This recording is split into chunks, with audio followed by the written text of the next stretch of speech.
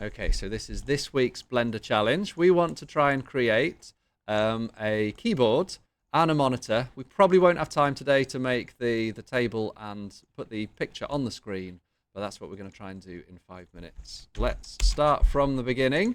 We're going to start with this cube, and we'll turn this cube into a key. So tab to go into edit mode. Remember, tab's the button to the left of Q. 3, the number 3 above your letters, not on the numpad, they do different things. So remember, 1 lets you select vertices, 2 lets you select edges, and 3 lets you select faces. S to scale and move that in. G to grab, then Z to pull it down. That looks a little bit like a key. And if you're one of the irritating people that pulls the keycaps off my keyboard, shame on you. But hopefully no one in Games Dev Club would ever do that.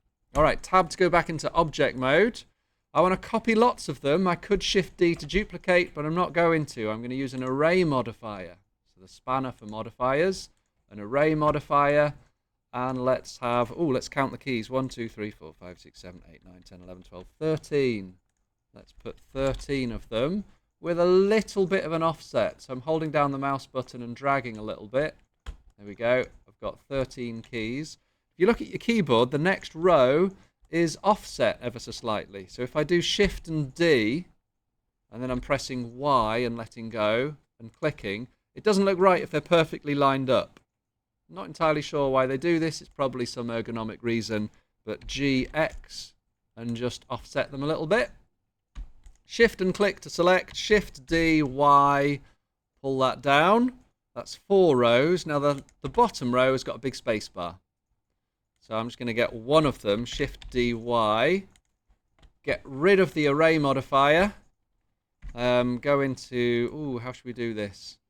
Let's go into edit mode and grab this. So GX, pull that across, back into object mode by pressing tab, GX, that'll do. Now if you've got time, you could duplicate that and put a control key, an alt key, and a Windows key or something like that, but we haven't got time. We've only got 2 minutes, yikes. Shift A to add a cube. SX to scale it up. This is going to be the body of the keyboard. So GX to grab, SZ to shrink it a little bit. And I want it to be GZ pulled down so the top of the keys poke out. SY to stretch it in the Y-axis. GY to grab it. That'll do. It's not fantastic. Looks like an old-fashioned retro keyboard, but it'll do. Right, now for the screen. We're going to go for an old-fashioned retro cathode ray tube. Shift A to add a cube. S to scale and click when we're happy. GY, GX. Right, S to scale a bit more. GZ. Okay, so if we go into edit mode with tab, the bottom, the back is going to be smaller. And then we want a stand to come out of the bottom. So E to extrude, but escape to cancel, and then S to scale means we get an extrusion along the same plane, and then you can extrude that again with E, and then I'm going to extrude it again to taper it out, and S, and that'll do, to be honest.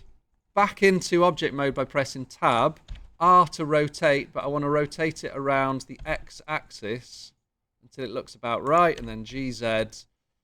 Not bad. Okay, 1 minute to make a table. No, 1 minute to make the screen bit. That would work. Back into edit mode. Click on this bit. E to extrude. Again, press escape. S to scale. E to extrude and then push it in a little bit. It looks fine, but no screen ever has a 1:1 aspect ratio. It's always, old-fashioned screens were 4:3. So SX, just pull it out a little bit. This should be a different color. So if we go into the Materials tab, make a new material. Now this is going to be the color of the monitor itself, which is always like an off, nasty cream because they get old. We need to turn this on to, what shading mode is that? Material preview. We need another material in a new material slot. This can be dark gray. And then with only this face selected, we can assign that material so it's in a different color. If you are going to export this into Unity or something, you should always rename these like nasty beige and screen color. But that's it. 5 minutes to make a retro computer. You have until the end of Game Dev Club to make something. You could try and make a mouse. You could try and put it on a table. You could try and put a textured image on the screen.